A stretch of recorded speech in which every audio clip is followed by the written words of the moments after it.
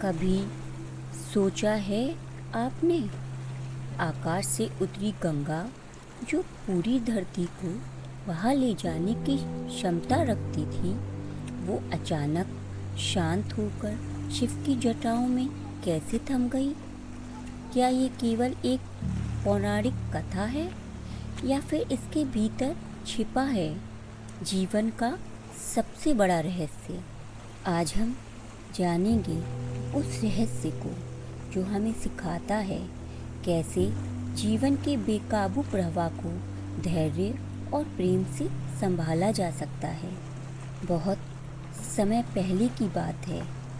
राजा सगर के वंश में एक महान राजा हुए, भागीरथ। उनके पूर्वजों का उद्धार तभी संभव था जब गंगा धरती पर आई और उनकी अस्थि अवशेषों को स्पर्श करे।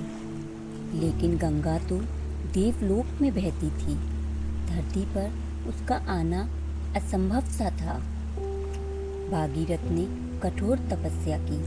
वर्षों तक उन्होंने देवताओं और ब्रह्मा जी को प्रश्न करने का प्रयास किया। आखिरकार उनकी भक्ति रंग लाई।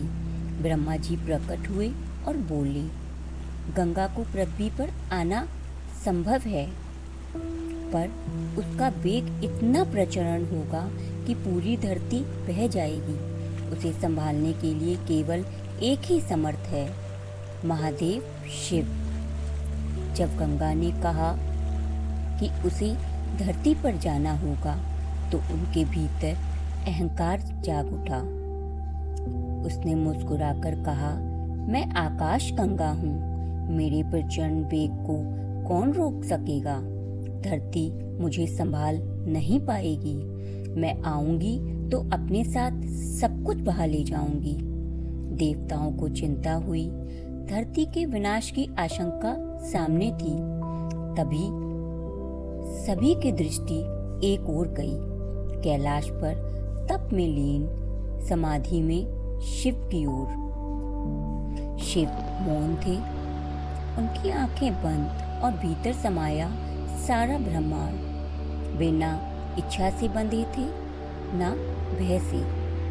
जब देवताओं ने उनसे प्रार्थना की, हे महादेव, केवल आप ही गंगा के वेग को संभाल सकते हैं, शिव ने धीरे से नेत्र खोले। उनकी दृष्टि में न क्रोध था न घमंड, सिर्फ एक शांत करुणा। वे बोले, यदि गंगा का अवतरण धरती और प्राणियों के कल्याण के लिए है, तो मैं उसे अपनी जटाओं में धारण करूंगा। गंगा का प्रचंड गर्जना के साथ स्वर्ग से उतरी। उसका वेग इतना तीव्र था कि आकाश कांप उठा। उनके मन में अभी भी एक चुनौती थी, देखते हैं शिव भी मुझे कैसे रोकते हैं। वह बेकाबू धाराओं के साथ शिव के मस्तक पर गिरी और तभी जो असंभव था वह संभव हुआ। गंगा का प्रवाह शिव की जटाओं में उलझ गया। सैकड़ों धाराएं, लाखों लहरें सब शिव के धैर्य की गिरफ्त में थम गईं। ये अहंकार से गरजती गंगा अब शांत होकर शिव की जटाओं में बंध गई थी। ये दृश्य केवल एक कथा नहीं है, ये जीवन का सबसे बड़ा सत्य है। गंगा का प्रवाह हमारे विचार, इच्छाएं, भावनाएं जो कभी रुकती नहीं, बेकाबू होकर हमें बहा ले जाती हैं। शिव की जटाएं धैर्य, संयम और ध्यान, जो चाहे कितनी भी प्रचंड परिस्थितियां हों, सबको समेटकर स्थिर कर देते हैं। यही कारण है कि गंगा को भागीरथी भी कहा गया, क्योंकि भागीरथ के प्रयत्नों और शिव के धैर्य से ही वह धरती पर आई। हमारे जीवन में कई बार समस्याएं बाढ़ की तरह आती हैं, कभी दुख, कभी भय, कभी क्रोध, कभी इच्छाओं का तूफान। अगर हम सीधे उनका सामना करेंगे तो बह जाएंगे, पर यदि शिव की तरह धैर्य से, ध्यान से, भीतर की शक्ति से उन्हें जटाओं में बांध लें, तो वह भी समस्या हमारे लिए पवित्र गंगा बन जाती है।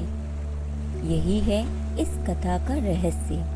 कल्पना कीजिए, धरती कांप रही है, देवता डरे हुए हैं, गंगा गरज रही है और शिव समाधि में शांत और अडिग। वे मुस्कुराकर कहते हैं, जब भीतर धैर्य जाग जाता है तो कोई भी वेग, कोई भी समस्या आपको बहा नहीं सकती। यही कारण है कि आज भी गंगा को माँ कहा जाता है, क्योंकि शिव के धैर्य ने उसे विनाश से बदलकर करुणा और जीवन का प्रतीक बना दिया। अगर आपको विचार पसंद आए हों तो हमारे चैनल से जरूर जुड़िए।